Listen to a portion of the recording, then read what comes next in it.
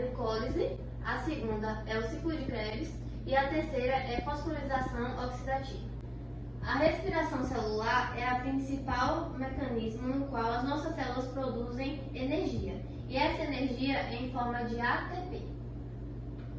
Quando estudamos respiração celular, a principal molécula que a gente utiliza é o carboidrato. Esse carboidrato, ele passa pela digestão e da digestão absorvemos a glicose. Então, gente, para a produção dos 2-piruvatos, a gente vai ter um processo chamado de glicólise.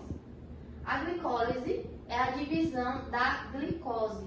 Essa glicose ela é formada por 6 carbonos. Os 6 carbonos vai ser dividido no meio, produzindo 2 moléculas de 3 carbonos. Enquanto as moléculas sofrem essas reações, o NAD+, vai roubar a energia dos elétrons e vai roubar também um H, formando assim o NADH. Com esse roubo de energia, o ATP, que é a adenosina difosfato, vai conseguir energia para se formar o ATP, que é a adenosina trifosfato. Com isso, a gente vai ter, por fim, a produção do piruvato. Cada molécula de 3 carbonos vai produzir um piruvato. O piruvato ele vai passar para a mitocôndria. E lá a gente vai poder entender o processo, a segunda etapa da nossa aula, que é o processo do ciclo de Krebs. Mas antes da gente ter essa aula do processo do ciclo de Krebs, eu quero que vocês entendam o saldo da glicólise, que é o saldo desse processo. O que a gente consegue com tudo isso? Primeiro, a gente consegue 2 ATPs, que cada molécula vai dar para a gente um ATP, uma adenosina trifosfato. Em seguida, vamos ter 2 NADH. Cada molécula vai dar para a gente um NADH. E por fim, cada molécula vai se transformar em um piruvato. Então a gente vai ter 2 piruvatos. Ficamos agora com a aula sobre o ciclo de Krebs. Chegamos na segunda etapa, o ciclo de Krebs. Mas antes de explicar o ciclo de Krebs, precisamos entender como chegar até ele. O ciclo de Krebs acontece na matriz mitocondrial.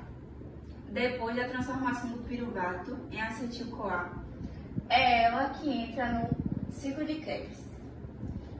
Depois, nela acontece a oxidação de acetil-CoA, produção de 3 NADH2, 1 FADH2 e 1 GTP.